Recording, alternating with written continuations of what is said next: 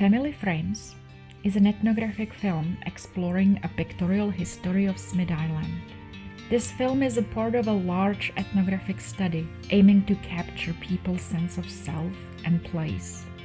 Smith Island's family photos and albums, contextualized by individual narratives, promise insights into a pictorial archive unknown to the public. These photographs hold memories that interface individual and social identities. Through the process of placemaking, Smith Islanders constructed their social histories, traditions, but also personhood and social identities over generations. My name is Jana Kopelent Rehak. I'm a cultural anthropologist and visual artist. I began my fieldwork on Smith Island in the summer of 2013. I recorded many life histories, observed and photographed people at work, and participated in social events. One summer night on the Smith Island in June 2015, I was sitting on the water's edge in the company of two women, both born on the mainland, but now living full-time on the Smith Island by marriage. As they talked about island life, one of the two women said to me, "It is interesting to see what people take with them when they have to evacuate the island before a hurricane. Among many things, people take their family albums."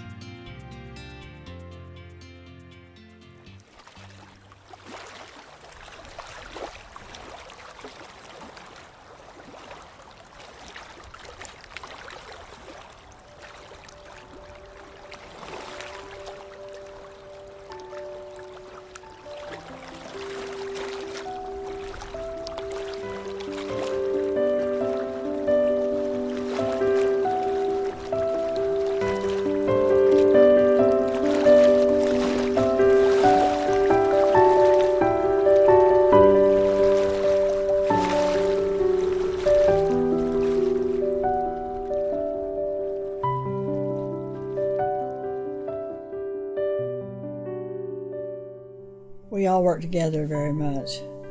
We had some good times out there too. It was always busy, rushing, because that was the only place. We started it together, me and my mother. See, my dad had just died, and she was a widow. So this store was for sale, and I said, well, we ought to become partners.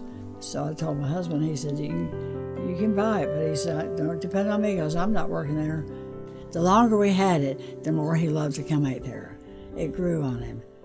It grew on him. He loved that store.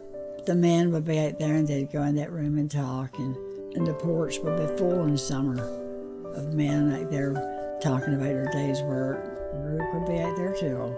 And my mother was just like it because she was crazy over the store. She stayed there all day long and never get tired and never sit down. And she liked to cook, so it worked out well.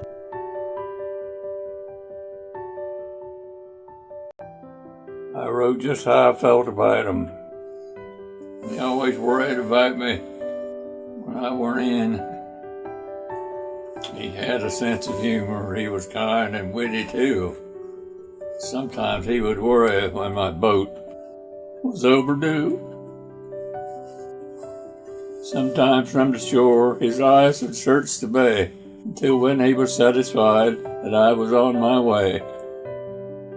The Lord was good to him. He gave him a long, abundant life. I've seen him on his knees in prayer, giving thanks in the morning and at night. But until we meet again, farewell, old Captain Bay.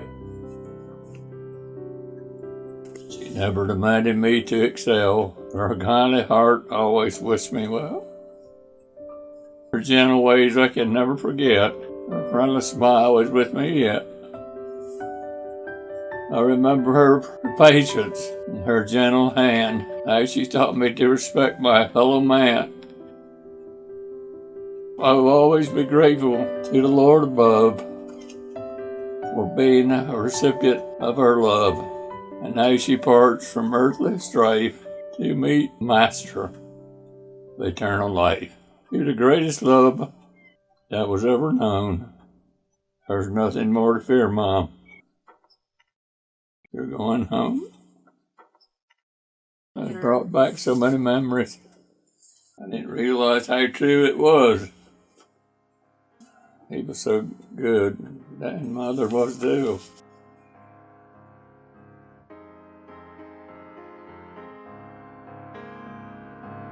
Got my love from photography from my grandmother, who loved taking pictures and loved recording history. And I guess these are a few pictures of her lineage and her history, and passed it on to us, so it would be here for everyone to enjoy. They're very old pictures, and I don't want anybody handling them, so it's so much easier just to put the picture, the name of the person on there, so we know who they are. And I'm glad she did, because if she wrote them on the back, handling those pictures, because they're so old, we'd probably destroy them, acid from your fingers and everything else. And these are from the 20s. There's some old pictures. Smith Island is the home of the largest island community in the Chesapeake Bay in Maryland, accessible only by boat. The island community's 200 people are divided among 3 distinct villages: Yule, Tallerton, and Rhodes Point. Kinship structure is central to Smith Island's social organization. Smith Island descendants trace their history back to the original British, Welsh, and Cornish settlers from the 1600s. Moving from Virginia and Maryland's eastern shore, they sustained themselves on the island first by small-scale farming and gardening, hunting and fishing, and later by commercial crabbing and oystering. Men and women on this island generally work together, and their family prosperity depends on mutual gender collaboration. Work is very clearly divided along the gender lines on the Smith Island, even if their water economy involves directly both men and women. Smith Island watermen fish for soft-shell crabs, but some also catch hard crabs for their wives to pick. Smith Island watermen share techniques of crabbing when using crab pots or dredging, but every man has a different style of crabbing in particular locations. These traditional jobs are seasonal, physically demanding, and economically uncertain. The crabbing season from April to November is replaced in the winter by oystering. Both activities require multiple skills, including an excessive knowledge of ecology, work regulations, and market economy. Most Smith Island women pick crab meat, and some women also participate in daily packing of soft-shell crabs. Picking crab meat is considered women's work, and it is done every day for several hours by majority of women on the island. In addition to crab picking, women manage households and community events. Not all women in community pick. Some work in the service jobs, such as post office, school, restaurant, bed and breakfast, and a community senior center. My name is Dwight William Marshall. I was born the first day of March, 1945. Ma left him to me and my brother, which is Bobby Marshall, and his wife. She had left him down in her shed, and I was afraid they were going to get ruined, so I bought them up here. Take care of them. I was so close by him, they used to call me a shadow. I'd stay right close to him, and he learned me a lot. Not so much by telling me, but by seeing what he was doing and following behind him. When he said to do something, I done it. But I knew what he said and he meant it, and I done it. Every one of them worked with me. Duke worked with me first, but he said, I'm going to college, I'm going to do something different. So he said he was going to make a name for himself. So he went on to college, and of course he even worked when he was going to college in the seafood business. And he still loves to work in seafood. I mean, it's in him. And Kevin, he stayed with me. He done all right for himself. He used to love to work. We, me and him still fish together sometime in the spring up until a couple of years ago. We're disappointed. It's not like it used to be now. You got to be free on the water. I just love to do it. I love to do it. You get to experience some incredible things. You see some beautiful sunrises, sunsets. You see the changing in the weather. You see the terrible storms are coming, and sometimes you get caught in them, and you thank the Lord that you made it out all right. And then you see the beautiful calm weather like it's been the last 2 or 3 days, and how pleasant it is on the water. And everything revolves around the boat here in the water.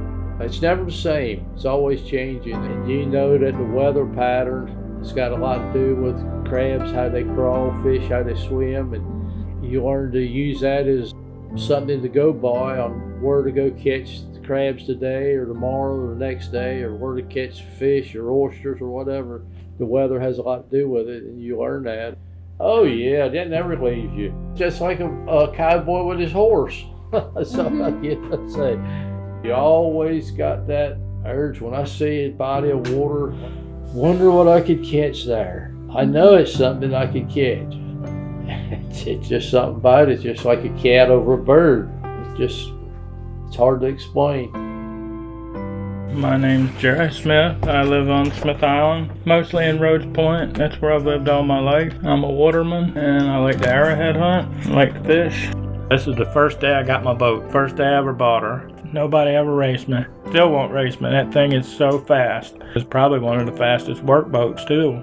I'd had a lot of smaller boats, but that was the first work boat I ever got. I named her Morning Glory. It was around the shanty. It was a load of morning glories always grew there, and they were always open of a morning. That was probably around the 1st of July. It was only a few days later I was working her. A little apprehensive, am I going to be able to do it? Am I going to make it? You worry, but then fell right into it. It was good. It was good for a long time. I'd worked with a lot of other men before, but that was the first time I ever worked for myself. Last year was the first time it ever sank in my whole life. I was devastated. Bad wind came up and I never heard it. Most time, I'd move her, We got her up and had her running like 2 days later. Yeah.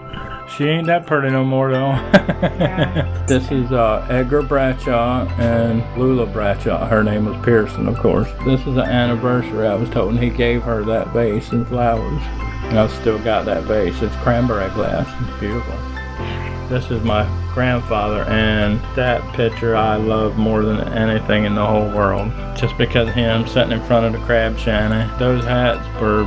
Every waterman wore that same hat, and I've got one of them. He crabbed and had an oyster dredging boat. He was the captain of the boat. Her name was Eldora, and I think she's still around somewhere, because I think I've seen her back in the 80s, unless she's died since the 80s. We were driving down, and he had a pickup truck, old, probably in a 50s pickup truck, but she was very old by the early 70s. We're riding down the road, and the whole motor and all just fell right out onto the ground with it. Whole engine just went. That was one thing I remember with him.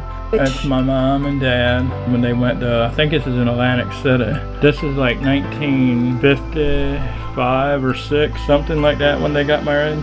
I think they got married here, but when they went on their honeymoon, a whole bunch of them decided that they would go. And all of these are Tylerton people. This is Charlie Marsh and his wife, and this is Dallas and Khaki. I think this is Terry's mom and dad. I know them all by face, but I cannot remember what their names are.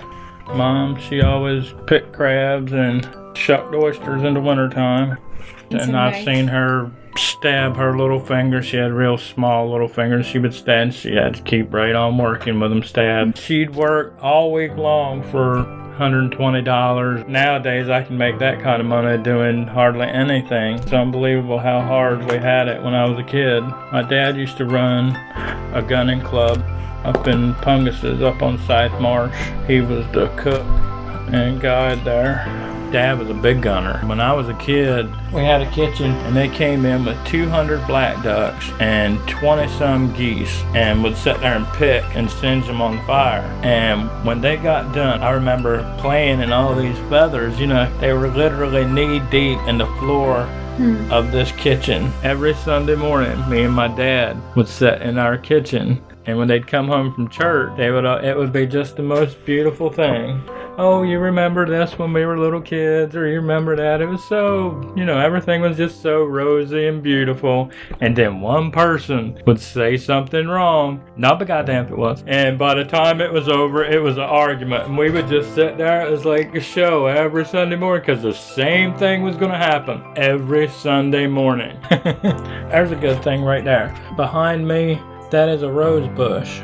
You could never have anything like that grow down there now. When I was a kid, we had a pear tree in the backyard. We grew corn tomatoes and stuff like that. Right. You couldn't even think about doing that now because the tide would ruin it. The land is lower and the ocean level is higher. My whole front yard now, it just started being lower and then lower, and it actually worked its way clear right to the road.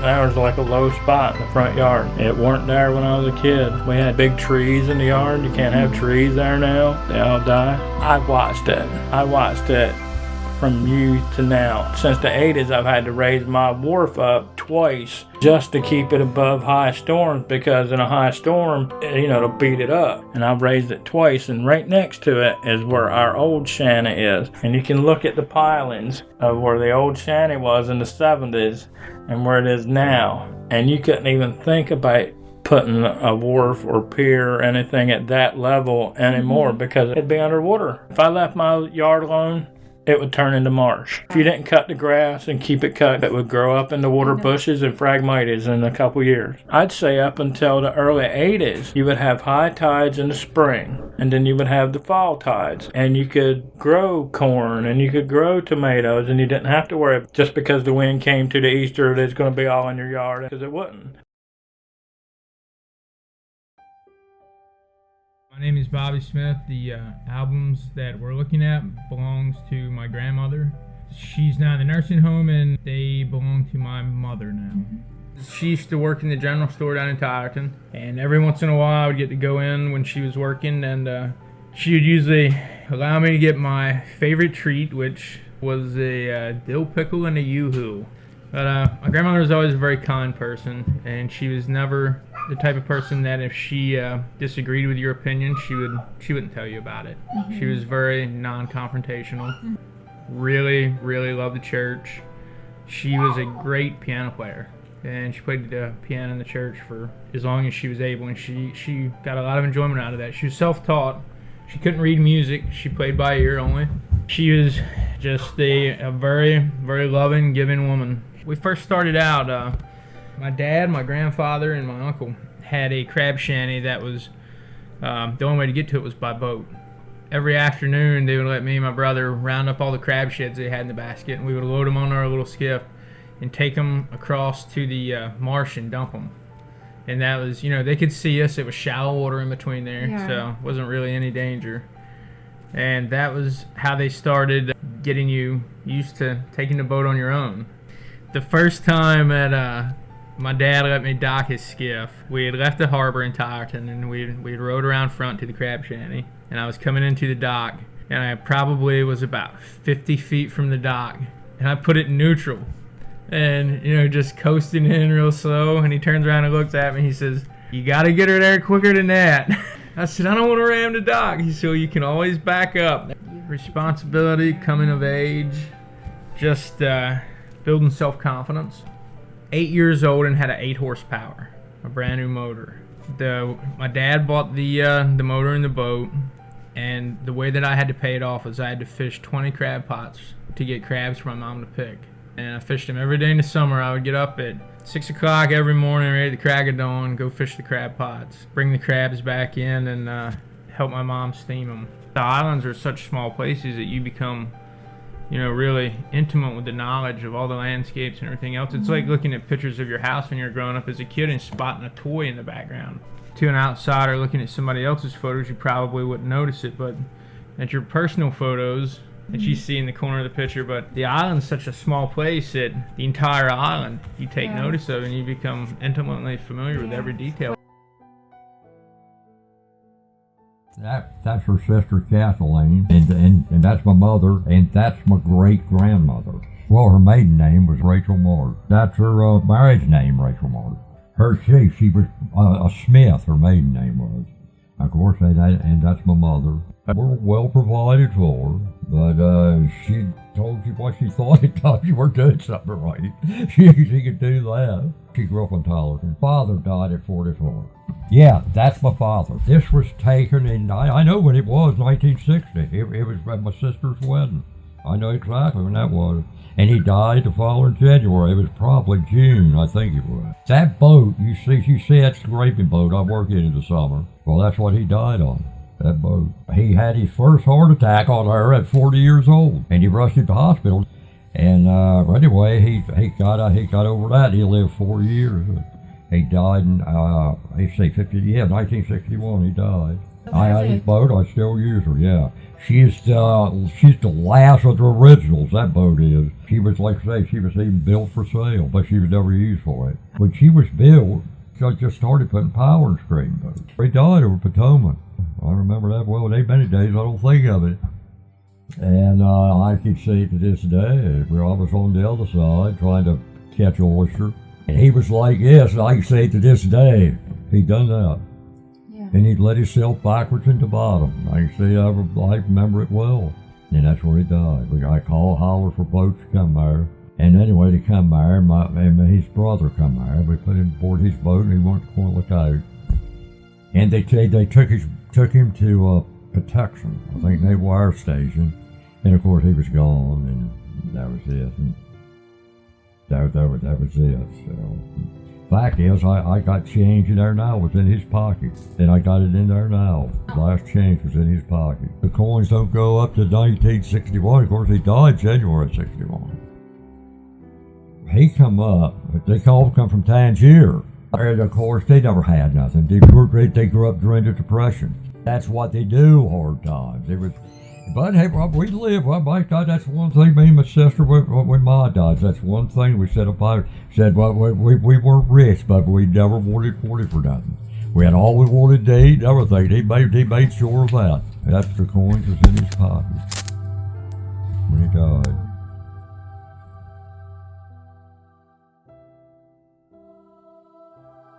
My name is Joan Corbin. Well, they're very special to me just because it shows, my grandparents when they were at a younger age, and, they just really enjoyed being out on the boats, especially with this couple, Sybil and Donald. Just look back on the lives that they lived and how they lived them and that they enjoyed their life. That's my grandmother, Julia Bradshaw. That's my maternal grandmother. She loved being outside. She loved going to the beach, and she loved being on boats. She just enjoyed life.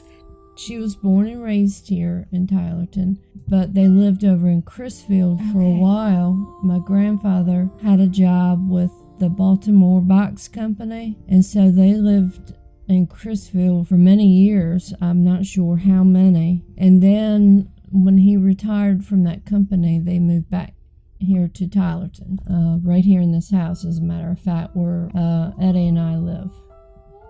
I spent a lot of time over here at their house, and my grandmother was a wonderful cook, and so I enjoyed eating meals over here. And for me, I think she was known for cooking fowl, ducks, and geese. But for me, one dish, remains in my memory that I enjoyed eating here, and that was fried potatoes.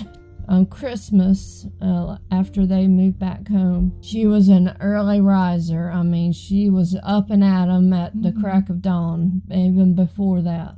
And so on Christmas morning, as us children got older, we didn't get up so early. When you're young, you're excited, you get up early. Well, she would come over on Christmas morning at like 5 or 6 o'clock in the morning. And if we weren't up, and ready to open presents, she would holler upstairs, "Get up! Get up! What's wrong with you? It's Christmas morning!" And she would just get the whole household up. And that's what I remember about her on Christmas morning.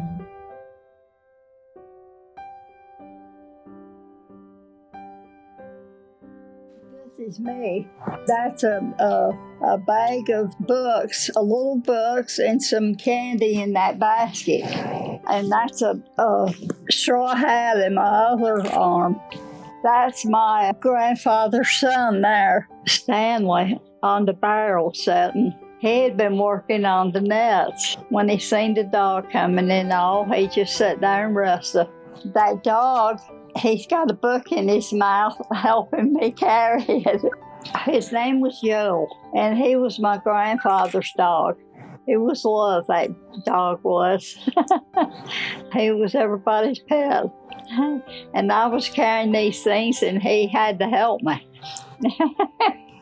And that's my grandfather, Johnny Marshall, standing up on the dock. My grandmother's first husband died, and then she married him. And then that one on the dock is another lady's father. And this building here, my grandfather here and my grandmother, that was their home and store. They lived over top, and the bottom was a store. And this little house here was where they kept equipment for catching fish. Yeah, I remember the house, and I was 5. My grandmother and grandfather had that home until they died. And then to the left, that big white house, that was a couple's home. That was in 1938. Yeah, 1938. Who that was.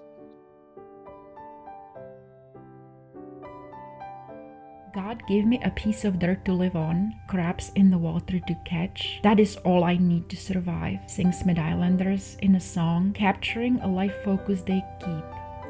They often emphasize the simplicity of their island life and their strong sense of belonging. For Smith Islanders, water and weather defines all aspects of their daily lives, their prosperity as well as their losses, their happiness, fatigue, joy, suffering, and death. Weather is everything, and wind is the weather here, they say. Mom made those dresses for her and Sherry, but I don't remember the photo, but it does bring back memories of my childhood. We were a close family. I always loved my sisters. We were close. We always done family things together. We had Sunday boat rides. It brings back memories of a simpler life when you don't realize how good it is. You have no worries because Mom and Dad takes care of everything. So when I reflect back on this photo, I just think of happy times. My childhood was wonderful, thanks to Mom and Dad and my sister, and we all still today remain very, very close. I had my first skiff when I was 5. So I was going up and down on Mom when I was 5, so I weren't too far from getting my first gift, but I was probably working with Dad at that age. Okay. Not working. He would carry me to work, and I would just play on the boat while he was crabbing. I would spend all day with him crabbing, and there were times when I got back to the dock that I didn't wake up the whole day. I just slept the whole day, and my sister would wake me up when I got to the dock, and I was so mad because I didn't want him to know I slept all day. I wanted him to think I was working. Those are the kind of memories that I have when I look at this. And you know, when you see them aging, you don't realize that they're aging until you see a picture. As I said, it's so gradual. When you're with them every day, you don't notice it. But when you see a picture, it takes you back. And then you see where they are today. They're both independent. They both get around great, come and go as they please, leave the island when they please, come home on their own terms. So yeah, absolutely. I just hope and pray that Laura and myself are as lucky. Yeah. Fortunate, I say. I don't believe in luck. Blessed. Yep. So that's what this photo means to me.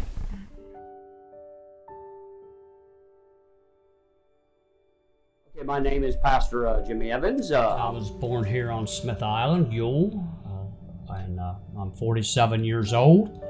And the Corbin lineage got spread throughout. Most 2 or 3 of the children moved to Tylerton, Maryland, and began their family there. It originated on Yule to from Kiz's to over the hill, and then the Corbin spread throughout. There was 10 Corbin children, so they got spread amongst parts of the island. And it's probably one of the biggest families. Evanses, Corbins, and Tylers, and Bradshaws is probably the biggest names you will find here on the island. And my grandmother taught me so much about the Corbin heritage, which she was from. Yeah, Harley Corbin was Cora Evans's father. He was my great-grandfather. He was also a waterman. His wife was Donnie Corbin. But he was in the original Corbin line. You know, his father was the Corbin man that came from Saxes, Virginia, and moved over the hill, and he owned partial over the hill over here, and he really got part of Over the Hill started years and years ago. I think he moved here in the 1860s, 70s is when he moved over to Gut first, which is Kiz's, and then he moved inland to over the hill. And this picture here that is hanging on my wall, this is my dad. He was born in 1944. It depicts a time when they used to shed the crabs directly in the water. My dad and me really remember this time as a youth. It was a lot harder to work the water back then because you had these overboard floats that you would have to pull up. Such a wonderful period of time in my life, how I learned to be a waterman from my dad. And my dad passed away in 2009. But what I know about the water, he taught me. He taught me so much, and such a wonderful man. The heritage of Smith Island, which is being a waterman. I distinctively remember just a culture of shedding the soft-shell crab is what we lived upon. That was our livelihood. Being a waterman, how to do the job, how to do it successfully, how to shed the crab, how to catch the crab. And I remember as a youth remembering how to do it. And as of this year, 2018, I haven't crabbed in 30 years. Once you get it into you, being a waterman and being here, it never really gets out of you. You're out on the sea, you're out on the water, just you and God at times, a lot of time to really reflect and think and look at nature and look at the harvest that God provides. And I remember all the old captains, we're all family, we all have, traces that we're linked. And one thing about watermen, they're there for one another. If one is in distress, the others come to help. And that's something else I remember, how close-knit we are as a community here. And my father, taught me to treat people good. I remember him. He just said, always be the best you can be. But this picture means so much. I remember all of this. And it's all gone now. The land has receded, and the marshes are gone now. And it's just something I will cherish. This is a time period where I begin to remember this time period. I begin to think how it was when I was younger. And it's like a photographic memory. I can look at it and I can remember the time period of how we lived and how the community was at that time. It was a booming place. It was an era in my life that has always been with me, and it always will stay with me because of what I was taught as a youth, as how to live as a human being and how to treat people. And that's just what I learned most about my life in this time period right here.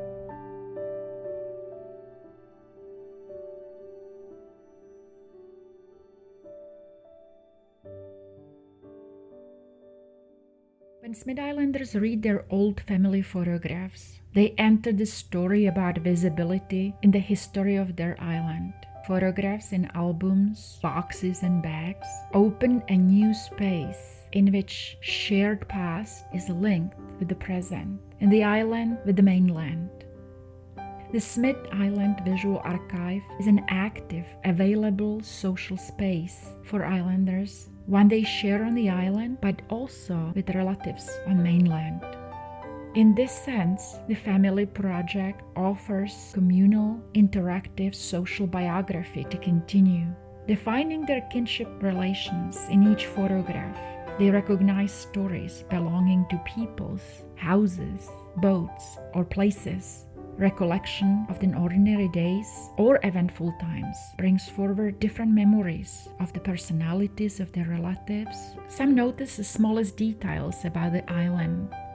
To many, it is a personal and intimate space. The life cycle on the island, within a king-based community and surrounded by nature, is deeply satisfying to them. The nourishment they gain from the environment on the island is evident from recorded life histories and give to islanders a sense of happiness. Smith Island Family Frames project brings attention to a sense of urgency to recognize need to preserve Smith Island heritage for future generations.